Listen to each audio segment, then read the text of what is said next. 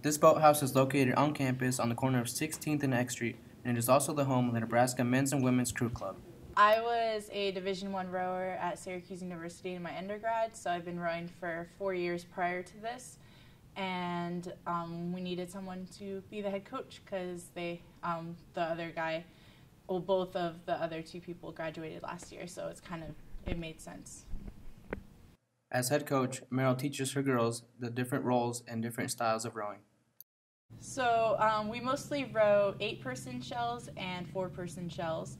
And both of those have a coxswain, and they're the person that steers the boat and directs the rowers and kind of tells them what to do and kind of pushes them and encourages them in racing situations.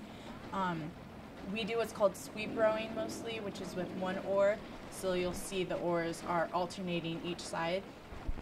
And then sometimes we'll do something called sculling, which is with 2 oars. And then that's where you can row a single or a double, and there's no coxswain for that. That's what we mostly do. A coxswain is the person that sits in the back of the boat, sometimes the front of the boat, but most of the time for us with all of our boats, it's the back of the boat. And they kind of motivate the rowers, they encourage the rowers, they also steer the boat, so it's kind of a big deal. They just kind of scream a lot, they're kind of bossy, but they're also a very important part of the boat, just like the rowers. The rowers give the power, the coxswain gives the commands. So we kind of keep everybody safe and in line. Well, I gotta be bossy, so that's kind of nice. I also just like the responsibility that it gives. There is a lot on your shoulders, so it can be hard at some points in time, but at the same time, it's really cool to know how your voice can, make the boat go faster, or you can turn the boat with the rowers too. So it's really cool to see how your voice can change the entire course of a boat, basically. On days the team isn't able to make it out to the water, they are able to practice indoors. We have indoor practices on the ergs. You can see them over there.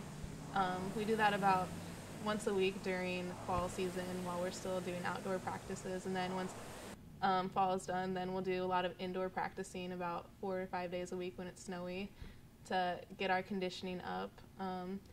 On the erg machines, we can record how many strokes per minute we get. The lower, first 6Ks, we're usually at a 24 to 26 stroke rate, and then once you get into 2K season, it's a lot faster. You want to be at about a 32. So you're getting 32 strokes in per minute, I guess. And then split times are also recorded on the erg.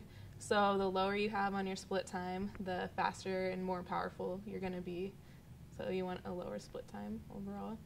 Your minute, that all can be recorded on the erg machine as well, and you can look at it. Long, hard practices are what's going to make the team successful in the upcoming season. And the spring season is the main season. That's kind of the championship season that consists of 2-kilometer races, which is basically a sprint race. They take about between 7 and 8 minutes to do. And those are just everyone starting at once. And you usually start with what's called a stake boat, where someone's holding onto the stern of your boat to line everybody up, and then you just start all together and it's in a straight line. And then the championships for club are Accra, and those are in May. And that's a 2K race as well. And I'm really looking forward to the rest of the season in spring, because I feel like we have a really committed group of girls that are willing to work hard and have already improved so much from last year. They're all returning their second year, and I think we have one that's a third year.